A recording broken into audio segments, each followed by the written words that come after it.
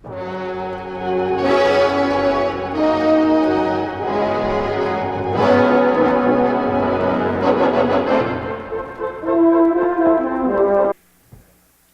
everyone, welcome back to another video of Mike's Geek Corner with your host, Mike Quevedo. We're here at the military gaming gamer supply, and where you can come here and pick up your favorite role-playing games, or come here and play your favorite role-playing games like Warcraft, etc.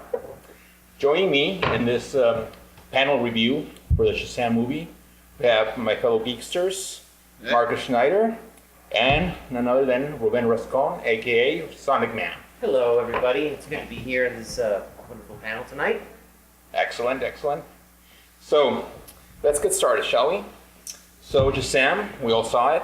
Yeah. And I think we can all agree that it was quite a treat. I think we can safely say that DC is back. It's on track now. Has found its pulse, right? So, I don't know. I thought it delivered very much on what I expected a Shazam movie to deliver.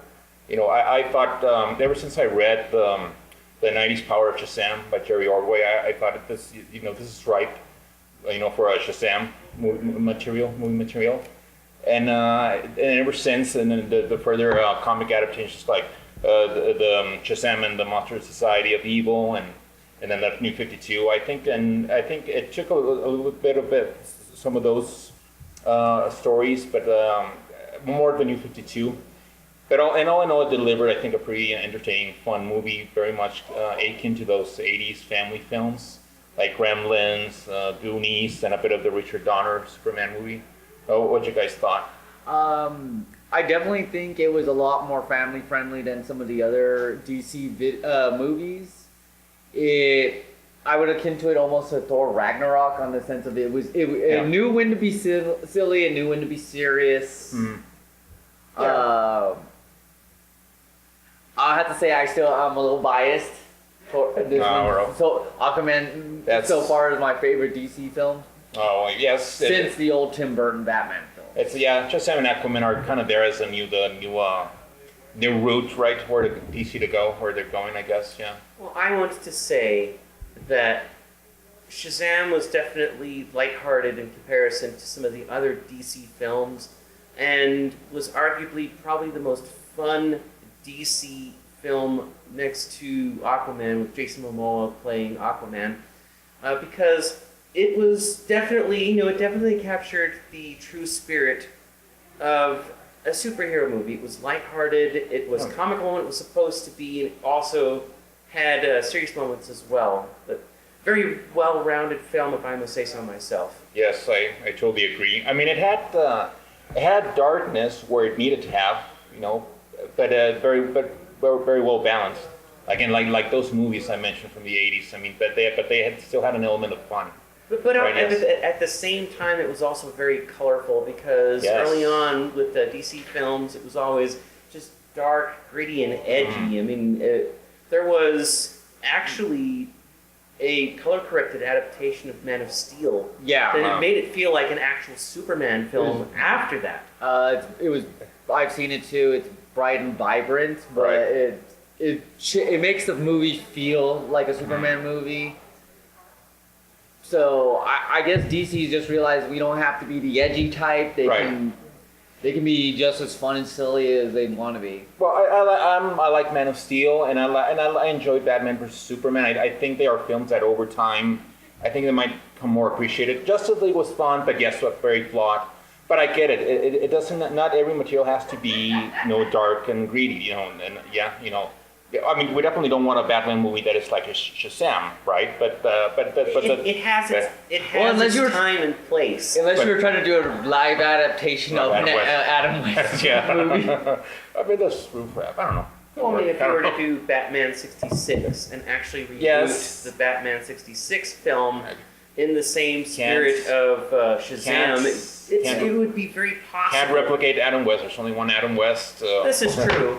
This is true. So, but if someone was to actually boldly do something like that, they would go in that same direction that Shazam took. It was very lighthearted, comical, and just uplifting and a breath of fresh air, in my honest opinion. Totally. Now, as far as the performances, I thought the lead role, Zachary Levi, I thought he fit the role just perfectly. He looks like right out of the comic book. Well, he reminded me of what's his name? This artist, last name is McGuire. He drew Captain Marvel, sorry, Shazam in Justice League International.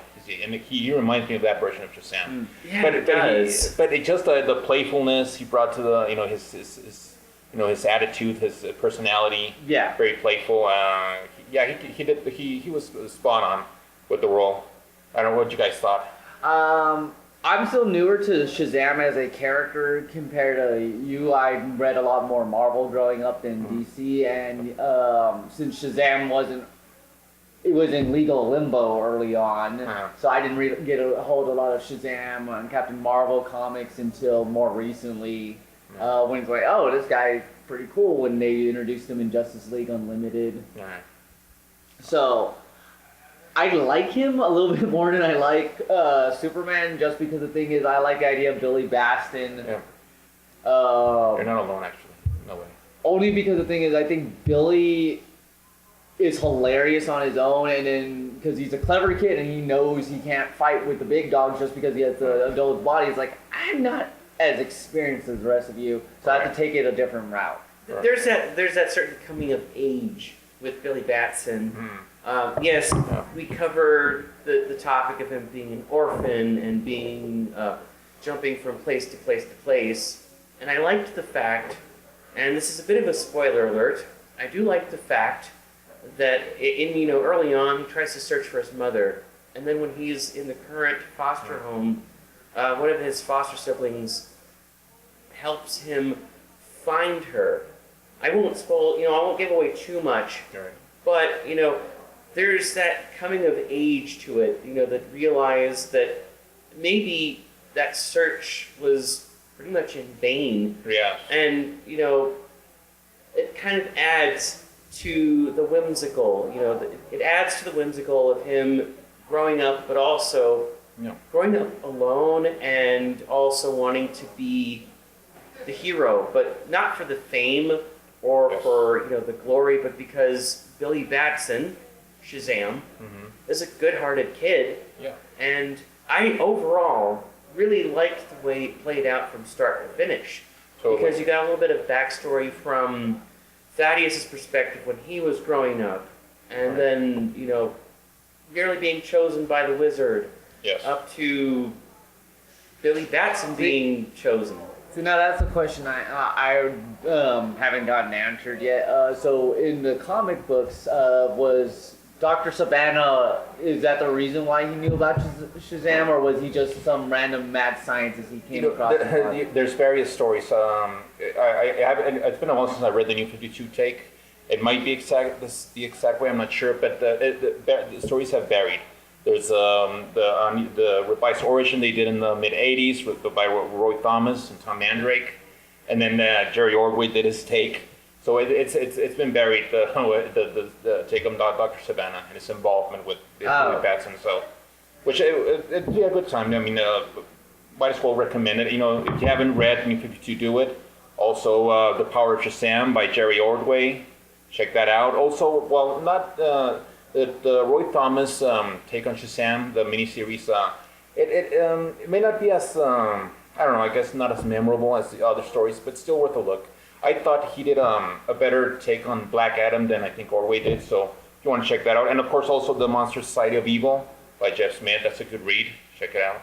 Anyway, but getting back to the performances. Now, speaking of Billy Batson, the actor who played Asher Angel, I think he brought a lot of gravitas to the role, and a lot of depth, some depth to it. And however, I do have one slight issue. I do wish the performances between Levi and Angel would have been a little bit more balanced. Sometimes Shazam seemed a little bit more hippier, more happy hippie, and sometimes Billy Batson a little bit gloomier. I noticed that as well. You could say it's like, the shift in power. Like now he feels empowered to do stuff, although he's not sure of himself. classic Greek hero coming in. But at the same time, True, that's a way. my tiny little nitpick was also with Billy being just very shy and almost very much to himself until he turns into Shazam. And then Right. it's kind of like being that introverted kid who's very much to himself, and then when he gets something that changes that, just becomes a little bit more open as Shazam. Well, So- he mentions it several times in the movie. Is like, I don't need anyone else because he doesn't want to be with anyone else. He just wants to find his mom. Right. Right. Okay. So I mean, what'd you say, Marcus? It's okay. That's a good, reasonable explanation, maybe.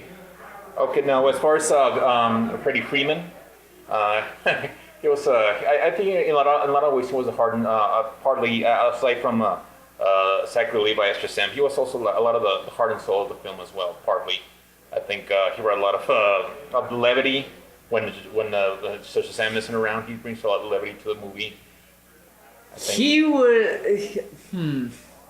Interesting nonetheless. It's like I've never seen a take on the character for Freddy like from I've seen the cartoon adaptations in the movie and stuff like that. He was a little bit more wisecracking than I've ever seen. Like just some of the jokes he was like for a second were a little off-putting. It's like, whoa, kid, dude. Yeah. Freddy's character in the film, as Marcus pointed out, yes, he's a snarky kid. So there is a little bit of a difference between the DC animation adaptations and the trade backs and the comic books that came before it. Overall, I think that Freddy's character in the film, he used the snark and the wit and the sass as a coping mechanism for the fact that he was physically disabled. Yes. It's yes. I agree. It's yes. Kind of self-defense mechanism. Yeah. Now, let's get to the mean baddie. None other than Dr. Thaddeus Savannah, played by Mark Strong. He always does a great job, Mark Strong, and then the roles I've seen him. He made me think Savannah was like a legit bad guy. Like like again, you showed us the DC cartoon filmation. And I'm like, this guy's not a bad. This guy's like a joke.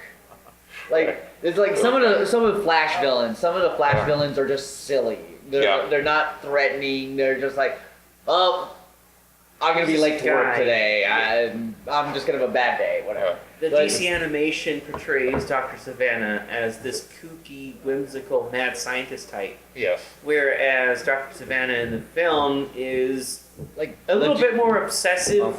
legit threatening. Yeah, he definitely was threatening. And Well, that's like that's a New 52 version. That's taken out of the New 52, which is much more, I guess, Lutherish kind of. Yeah. Than there's also that sense of hyper obsession to that other realm that the wizard summoned him when he was still a boy. And because of his troubled past, he used that to fuel his hate towards his brother and his father. I do like Savannah a little bit more than I like Luther, only because Luther has a, in my opinion, overinflated ego and self-importance. And Savannah didn't seem to have that. He was just really upset, really freaking angry.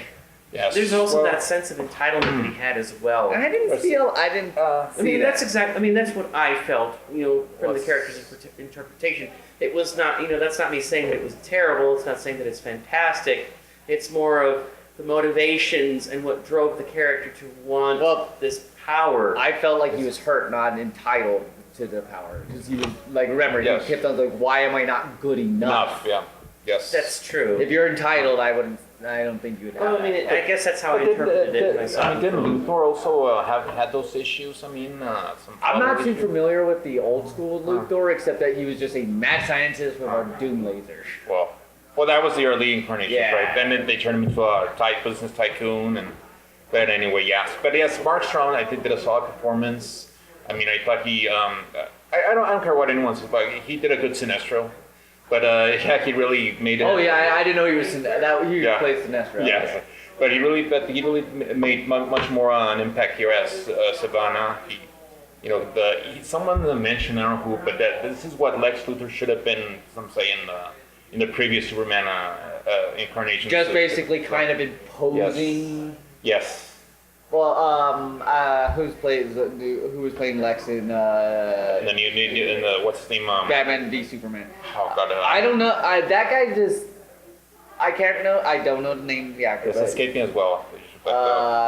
He didn't feel like Lex Luthor. Did not feel like classical or current Lex Luthor to me. Exactly. When I saw Batman v Superman, whoever was portraying Lex Luthor.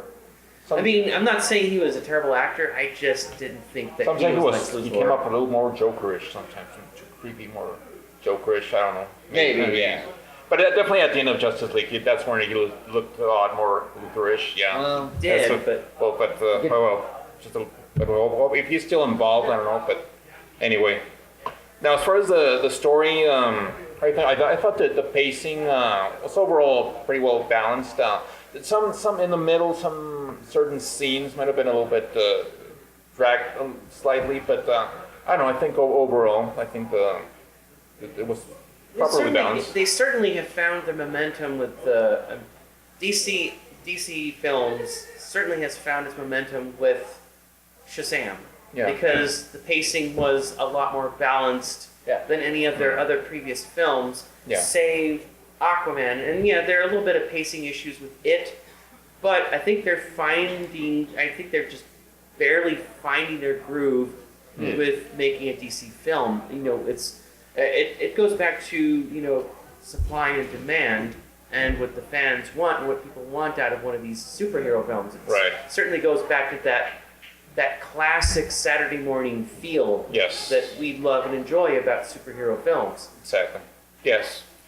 And the direction, what's his name? I believe it's William F. Sandberg, the director. He directed Annabelle prior to this. I did not see it. Yes. And it shows a lot. It's interesting. Going from a horror film to a... Well, and he's not the only one.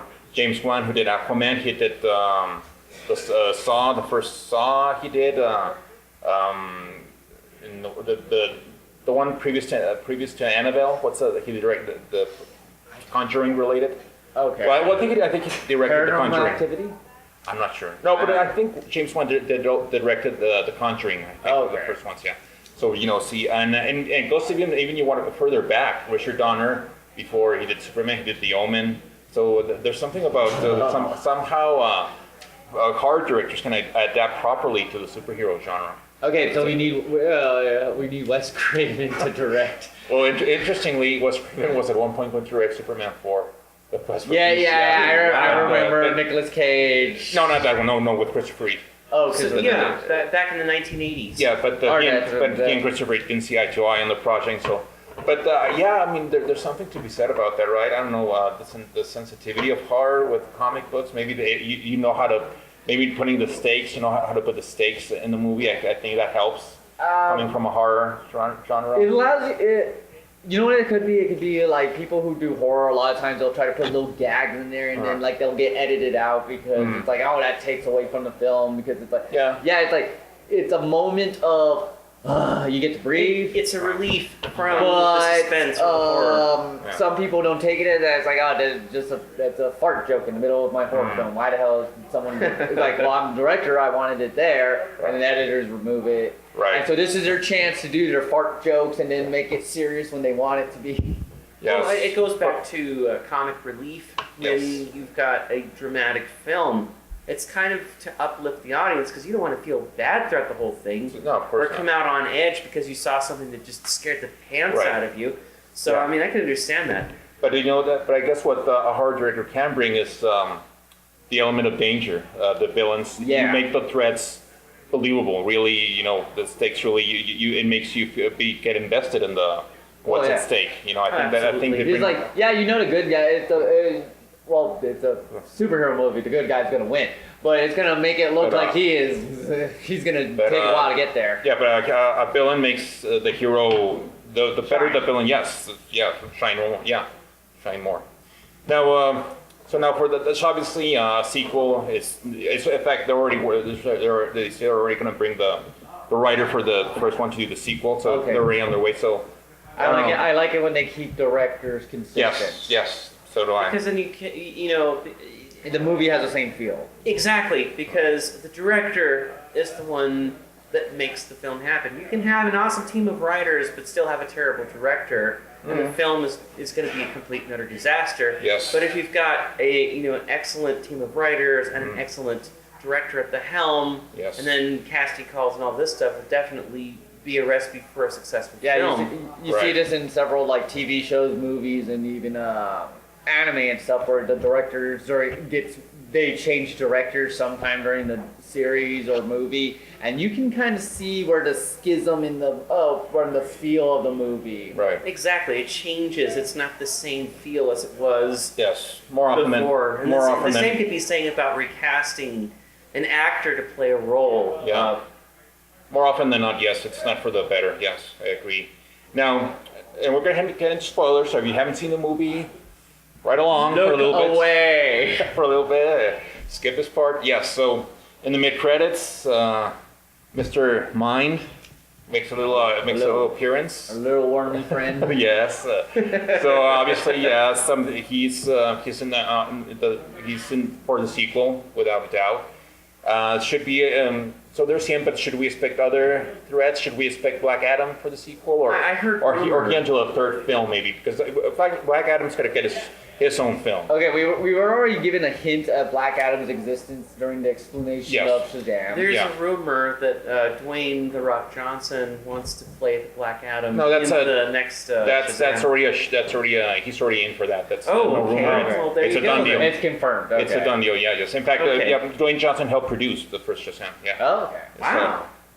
So, So, having him as the Black Adam. So he's would be just very writing interesting. his way into movies. Of course, yes. So see, actually, if you notice, really the role of Dr. Savannah was originally intended for Black Adam, but they thought about it, and you know what? No, let's focus on. They wanted Shazam to first. build up to. Yes, basically. But so, gotta yeah. build that Well, I story agree. Because of like I said, the older version I've seen of Dr. Savannah, he's just some goofball mad scientist, Yes, and I did not take him seriously until this movie. right. I think it was a better choice to go with it like this versus Yeah. than Black Adam. And besides, Dwayne Johnson would have overshadowed, the Shazam, Zachary Levi. So yes, it worked for the best. I think they really had I really think that shows that they have their priorities in order as far as how to deal with a property. Now, Absolutely. should we expect so aside from Mr. Mind, should we expect other menaces from the Shazam universe? Well, maybe some more supernatural stuff, considering they had Mr. Well- Mind at the very beginning of the film in a jar outside of the wizard's temple. right. That's There's that. right. So it's like maybe, and in the outlandish claim that he's like, I'm the one who gave the gods their magic and stuff. Right. So it's like maybe they're gonna go a little more Lovecraftian kind It could of. be that, or maybe since he already tackled, the essence of Shazam is magic. Although there is a character called Mr. Adam, who's like a giant robot. I hope he makes some sort of appearance in the sequel. I think it'd be out for that. And then maybe in the third movie, you'd have the meeting of Shazam and Black Adam, and they eventually team up to take on the Monster Society of Evil. That So would be that's- very yes. interesting. Yeah, that would be a that's- very interesting take. That's one route to go. To see where they would go with it as well, because it can go many different ways. Yeah. But I certainly have a lot of.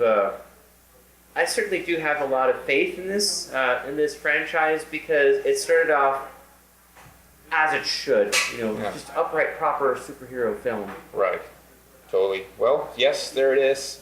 So yeah, DC, keep it up. You're on the right track. Don't fuck it up. And that'll do. So with that, we'll leave you. If you enjoyed this review, give it a like. Make sure you subscribe. Feel free to leave your comments down below.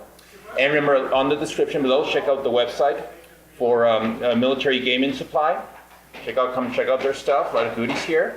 And also, there's also the webpage for my good friend here, Ruben Rascon, and Ruben and the Novelty Shack. Check out his stuff, his live performances. And that'll be it. See you all. Take care. Bye-bye.